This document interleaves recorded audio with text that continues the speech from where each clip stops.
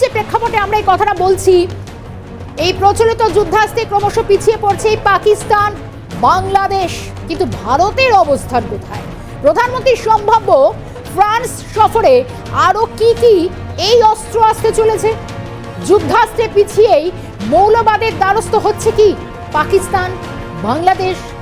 কারণ বাংলাদেশ জুড়ে যা চলছে, কিন্তু মানুষ বলছেন এই রকম পরিস্থিতি আর কতদিন চলবে? গোটা আন্তর্জাতিক মহল তার ব্যাখ্যায় রয়েছে।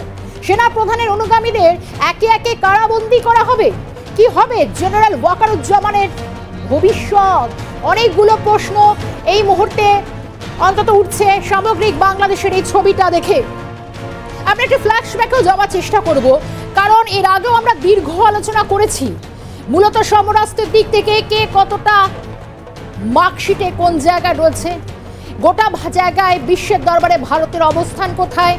শুধু তাই নয়, বাংলাদেশ আর বাংলাদেশ যাদের কাঁধে ভর করে এই ভারত বিরোধী আগ্রাসী মনোভাব অন্তত তারা দেখিয়ে যাচ্ছে, ঢাল রে নিধিরাম সর্দার, তবু এগোনো যে দরকার। ভারতের বিরুদ্ধে অন্তত যারা এই মুহূর্তে সরব হচ্ছেন, কিন্তু ভারতও তার কূটনৈতিক অবস্থান থেকে এখনো পর্যন্ত অবশ্যই যে যে জায়গাগুলো মেনটেন করছে। কি হবে বাংলাদেশের যদি ভারত সত্যি পুরো হাত তুলে নেয়? কিন্তু সমরের সেরা 10 কারা, আমরা এটা অন্তত দেখানোর চেষ্টা করছি এই মুহূর্তে। সরাসরি যাবো এই মুহূর্তে, আমরা জিরোরা আলোচনার জন্য যাব। আমাদের সঙ্গে একবার নিউজ রুম থেকে রয়েছেন আমাদের চিফ রিপোর্টার সত্যজিৎ মুখোপাধ্যায়। সত্যজিৎ, অনেকগুলো গুরুত্বপূর্ণ বিষয় কিন্তু এই মুহূর্তে সত্যি আন্তর্জাতিক মহলও বোধহয় বিশ্লেষণ করছে। এর আগে আমরা একাধিকবার আলোচনা করেছি, অন্তত ঢাল নেই নিধিরাম সর্দার, যে বাংলাদেশ যে পাকিস্তানের ওপর অন্তত ভর করে তারা একের পর এক ভারত বিদ্বেষী মনোভাব সঙ্গে একেবারে এগিয়ে যাওয়ার চেষ্টা করছে, একের পর এক হুঙ্কার ছাড়তে দ্বিধা করছে না। কিন্তু একটু বলবো, সেই দিকে আমরা যদি ফ্ল্যাশব্যাকে তাকাই, তাহলে ভারতের অবস্থান কোথায়? আর পাকিস্তান এবং বাংলাদেশ ক্রমশ কি সমরাস্ত্রের দিক থেকে পিছিয়ে পড়ছে? দেখো শর্মিষ্ঠা, একদমই ঠিক। কারণ পিছিয়ে পড়ছে এটা তো আমরা বলছি না, এটা ইন্টারন্যাশনাল যে ইন্ডেক্স তারাই বলছে। এবং তোমাকে বলবো যে ছবিটা উঠে আসছে, এখানে একটা বিষয়কে ধরে নিতে হবে, সেটা হলো যারা বাংলাদেশের দর্শক শুনছেন বা আমাদের তরফও যে আমরা শুনছি যারা, সেই বিষয়টা হলো যে এখানে যে সেরা 10 কারা রয়েছে এই তথ্যটা আমরা তুলে ধরছি, কিন্তু এখানে এই ফলাফলটা হচ্ছে কারণ, আর কারণটা হচ্ছে ফলাফল। ব্যাখ্যায় আমরা আসছি। অর্থাৎ এই যে সেরা 10-এ ভারত জায়গা করে নিয়েছে পরপর বেশ কতগুলো বছর, এটা এখন কারণে পরিণত হয়েছে। অর্থাৎ কেন আমরা সেরা হচ্ছি, এবং সেই কারণে আমাদের হিংসুটে প্রতিবেশীরা তারা অন্য পথে এগোচ্ছে, যেহেতু তারা পিছিয়ে পড়ছে।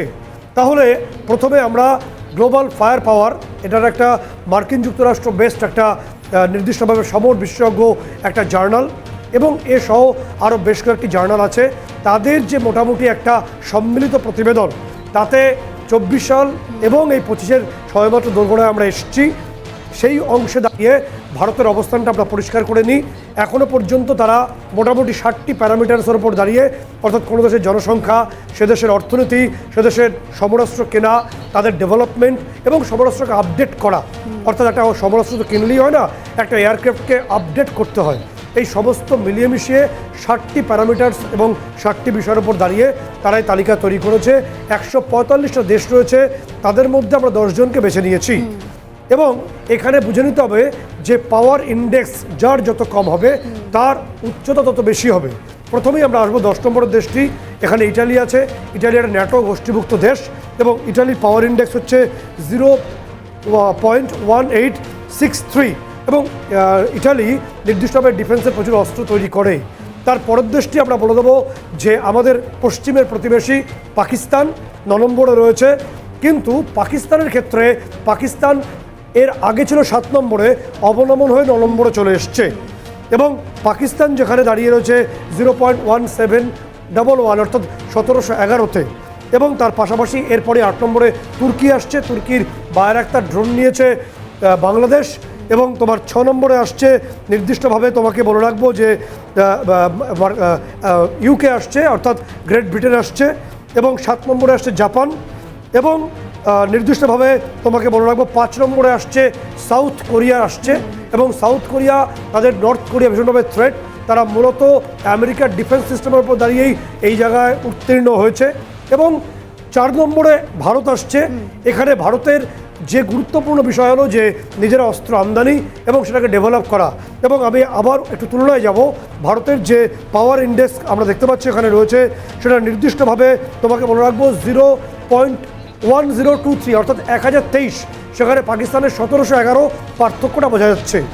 এরপরেই 3 নম্বরে চলে আসছে তোমার চীন সেকেন্ড তাদের যে ডিফেন্স বাজেট সারা পৃথিবীর মধ্যে, অর্থাৎ নির্দিষ্টভাবে আমেরিকার পরেই। 2 নম্বরে রাশিয়া রয়েছে এবং 1 নম্বরে রয়েছে আমেরিকা। এবং আমেরিকার ক্ষেত্রে তাদের 0.699 একদম কম ইন্ডেক্স রয়েছে, অর্থাৎ 4 নম্বরে ভারত, 1 নম্বরে আমেরিকা। এখানে অতগুলো ব্যাপার আমি একটু উল্লেখ করে দেবো যে এই মুহূর্তে আমাদের হাতে, অর্থাৎ ভারতের হাতে নির্দিষ্টভাবে সর্বমোট মিলিয়ে আমাদের এয়ারক্রাফট, অর্থাৎ নির্দিষ্টভাবে যে অ্যাটাকিং হেলিকপ্টার্স বা যে সুখোই বা রাফায়েল এই ধরনের এয়ারক্রাফট রয়েছে 800, এবং এর পাশাপাশি রয়েছে বিভিন্ন যেগুলো ক্যারি করতে পারে এই ধরনের এয়ারক্রাফট, সব মিলিয়ে 900+। যেখানে পাকিস্তানের হাতে রয়েছে শুধুমাত্র 200 মতো এয়ারক্রাফট। তোমাকে মনে রাখবো নৌবাহিনীতেও যদি আমি একটু তাকিয়ে দেখি এই দুটো দেশের তুলনায়, অর্থাৎ পাকিস্তান এবং ভারতের তুলনা যদি করে নিই এক্ষেত্রে, অর্থাৎ 4 নম্বর এবং 9 নম্বর তুলনা করে নিই, তাহলে আমাদের হাতে এই মুহূর্তে রয়েছে এয়ারক্রাফট ক্যারিয়ার, সেটা রয়েছে 2টো, রাশিয়ার হাতে রয়েছে 3টে, এবং চীনের হাতে রয়েছে 6টি মতো রয়েছে, এবং ব্রিটেনের হাতে রয়েছে 1টি, এবং পাকিস্তানের হাতে এয়ারক্রাফট ক্যারিয়ার এখন 0, একটাও নেই, এবং বাংলাদেশের তো নেই। পাশাপাশি আমাদের সাবমেরিনের সংখ্যা রয়েছে 24টি, যেটা নরেন্দ্র মোদী দেশের প্রধানমন্ত্রী, তিনি এই যে সম্ভাব্য তার ফেব্রুয়ারিতে যে ফ্রান্স সফর হবে, সেখানে আমরা 3টি স্করপিয়ান গোত্রের সাবমেরিন পাবো। তাদের 24 এবং 3 অর্থাৎ 27টি হবে। এবং পাকিস্তানের কাছে রয়েছে 4টি মতো সাবমেরিন, এবং বাংলাদেশের হাতে 2টো পুরনো সাবমেরিন রয়েছে। একই সঙ্গে আমরা এই প্রধানমন্ত্রীর সম্ভাব্য যে ফ্রান্স সফর, সেই সফরে আমাদের হাতে আরও কিছু অস্ত্র আসতে চলেছে। যেমন তোমাকে বলবো যে রাফাল যে অর্থাৎ এটা নাভাল ভার্সন, অর্থাৎ আমাদের নেভির অন্তর্ভুক্ত হবে। এই 26টি রাফাল আমরা পেতে চলেছি, এবং একই সঙ্গে 3টি স্করপিয়ান সাবমেরিন পাবো। অর্থাৎ এটা আসলে ভারতবর্ষের যে সামরিক ক্ষেত্রে ক্ষমতা আরও কয়েক গুণ বৃদ্ধি পাবে এই ভৌগোলিক অঞ্চলে এবং সামগ্রিকভাবে সারা পৃথিবীর ক্ষেত্রেও। এবং ফ্রান্সের থেকে আমরা পরবর্তী ক্ষেত্রে আরও 72টি রাফাল পেতে চলেছি। সেই চুক্তি হয়তো দ্রুত রূপায়িত হবে। এবার এই কারণটা, অর্থাৎ ভারতবর্ষ যে অনেকটা এগিয়ে আছে, সর্বিসটা অনেক দিক থেকে এগিয়ে আছে, ধারে বারে বহরে, সেইটা আমাদের এই কুচুটে অর্থাৎ হিংসুটে প্রতিবেশী পাকিস্তানের বিন্দুমাত্র সহ্য হচ্ছে না। যে কারণে জেহাদের মন্ত্রে দীক্ষিত পাকিস্তান বাংলাদেশকে সেই একই মন্ত্র উচ্চারণ করাচ্ছে, এবং যে কারণে পাকিস্তান প্রথম থেকে যার জন্ম জেহাদের হাত ধরে হয়েছিল, সে নানাভাবে মৌলবাদী যে মন্ত্র তার মাধ্যমে ভারতকে রক্তাক্ত করতে চায়।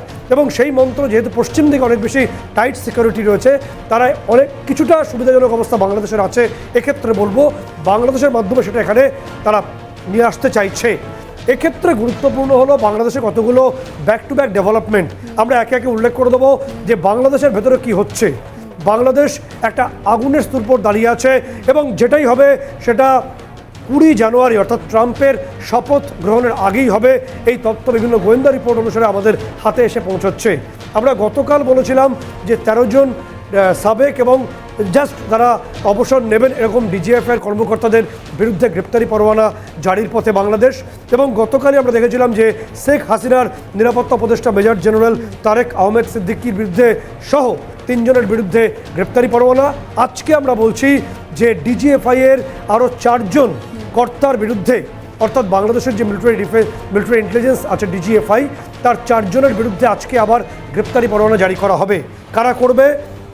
মোহাম্মদ ইউনুসের নেতৃত্বে তাজুল ইসলাম, যিনি চিফ প্রসিকিউটর রয়েছেন এবং যিনি জামাতে ইসলামের সদস্য, এই তাজুল ইসলাম, এবং একই সঙ্গে মেজর জিয়া, যে এতদিন পাকিস্তানে লুকিয়েছিল এবং যার বিরুদ্ধে মার্কিন নাগরিক অভিজিৎ রায় খুনের রক্ত যার হাতে লেগে আছে, সেই আনসারুল্লাহ বাংলা টিমের প্রধান মেজর জিয়া। এই মেজর জিয়ার শ্বশুর হলেন নির্দিষ্টভাবে বিচারপতি মইনুল ইসলাম চৌধুরী, যিনি গুম খুন কমিশনের চেয়ারম্যান। তিনি এই নির্দেশ দিচ্ছেন ট্রাইব্যুনালকে হাতে নিয়ে। এই 4 জনের বিরুদ্ধে আজকেই গ্রেপ্তারি পরোয়ানা জারি হয় বলে আমরা জানতে পারছি। এবং তার পাশাপাশি যে গুরুত্বপূর্ণ বিষয়টা আসছে সেটা আরও গুরুত্বপূর্ণ।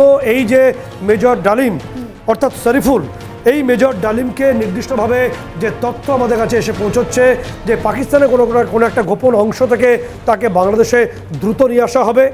এবং এক্ষেত্রে নির্দিষ্টভাবে যে তথ্য আসছে, যে আমাদের কাছে যে তথ্য উঠে আসছে যে মাহফুজ আলম হিজবুত তাহরির যে নেতা এবং আইএসআইয়ের যৌথ প্ল্যান হলো যে ডালিমকে আগে বাংলাদেশে নিয়ে আসতে হবে, তার মৃত্যুদণ্ডের যে আদেশ তা প্রত্যাহারের জন্য ইতিমধ্যেই বিচার প্রক্রিয়া সেটা অন্তরালে শুরু হয়েছে ইউনূসের নেতৃত্বে বলে আমরা জানতে পারছি। এবং এই ডালিমকে এনে মোহাম্মদ ইউনূসের পাইপলাইনে একটি পলিটিক্যাল পার্টি আসছে, যেটা সম্ভাব্য বাংলাদেশের রাজনীতির ময়দানে চলে আসবে। এর নাম হলো জনশক্তি পার্টি। এই জনশক্তি পার্টির মাথায় বসানো হবে এই ডালিমকে, অর্থাৎ ডালিম কুমারকে বসানো হবে জনশক্তি পার্টির মাথায়। এবং পুরো বিষয়টার দায়িত্বে রয়েছে মাহফুজ আলম, হিজবুত তাহরির জঙ্গি নেতা এবং আইএসআই। এবং তার পাশাপাশি যে তথ্য আসছে সেটা খুব দুর্ভাগ্যজনক হবে যদি সেটা সত্যি হয়, যে তথ্য গোয়েন্দা রিপোর্ট অনুসারে আমরা পাচ্ছি যে 20 জানুয়ারি এটাকে একটা নির্দিষ্ট দিন ধরে নেওয়া হচ্ছে। তার আগেই ওয়াকারুজ্জামান, যেহেতু তিনি একটা সৌভ্রাতৃত্বের বার্তা দিয়েছেন ভারতের সঙ্গে এবং অন্যান্য অংশের সঙ্গে, তিনি ডেভেলপমেন্টের কথা বলছেন, তাকে সরানোর পরিকল্পনা মোটামুটি চূড়ান্ত দিকে যাচ্ছে বলে গোয়েন্দা রিপোর্ট আসছে। এবং সেই রিপোর্টে বলা হচ্ছে যে ওয়াকারুজ্জামানের ঘনিষ্ঠ 13 জন যে অফিসার আছে তাদেরকে ইতিমধ্যেই প্রক্রিয়ার মধ্যে আনা হয়েছে। এবং ডিজিএফআই, যারা মিলিটারি ইন্টেলিজেন্স, যাদের থেকে তথ্য পান জেনারেল বা অন্যান্য সেনা আধিকারিকরা, ডিজিএফআই জেনারেল ওয়াকারুজ্জামানের প্রচুর অনুগত। এই অনুগতদের একে একে বিভিন্ন কারণে অর্থাৎ শেখ হাসিনার ঘনিষ্ঠ বলে কারাবন্দি করা হবে। এরপর 20 জানুয়ারির আগেই জেনারেল ওয়াকারুজ্জামানকে, তাকেও শেখ হাসিনার ঘনিষ্ঠ এবং ওই গণহত্যার অভিযোগ তার বিরুদ্ধে এনে তাকেও কারাবন্দি করা হবে। এবং পুরোটাই নির্দিষ্টভাবে যেখানে কাশিমপুর সেন্ট্রাল জেল, সেখানে নিয়ে যাওয়ার পরিকল্পনা চলছে। এবং পুরো পরিকল্পনা রয়েছে মাহফুজ আলম, হিজবুত তাহরির নেতা মোহাম্মদ ইউনূস এবং আইএসআইয়ের একটা বড় পার্ট বলে আমাদের তথ্য